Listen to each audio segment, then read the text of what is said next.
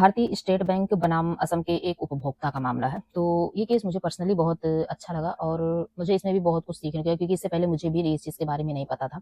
तो इस केस के फैक्ट्स जो बहुत ही दिलचस्प हैं, असम के रहने वाले एक साधारण व्यक्ति ने जो है ना, ऑनलाइन मंगाए गए एक कपड़े को जो है ना वापस करने के लिए इंटरनेट पर जो है ना कस्टमर केयर का नंबर ढूँढा।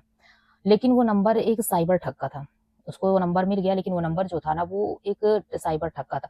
ठग ने तो बातों में फँसाकर गूगल पे उससे जो है ना गूगल पे के ज़रिए उस व्यक्ति के खाते से जो है ना करीब जो है ना 94,000 रुपए उड़ा दिए।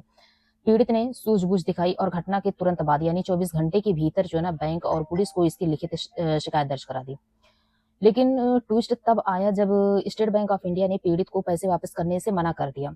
बैंक की दलील थी कि फ्रॉड उनके सिस्टम से नहीं बल्कि एक थर्ड पार्टी ऐप यानी गूगल ऐप की वजह से हुआ। इसीलिए बैंक इसके लिए जिम्मेदार नहीं है। ये कानूनी लड़ाई आखिरकार देश के जो है ना सर्वोच्च अदालत सुप्रीम कोर्ट तक पहुंची।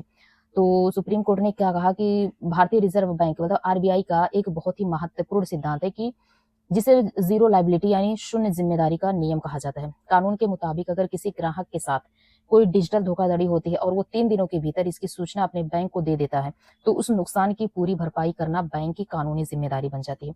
सुप्रीम कोर्ट ने जनवरी 2025 में इस मामले पर अपना अंतिम जजमेंट सुनाते हुए बैंक की दलीलों को पूरी तरह से खारिज कर दिया।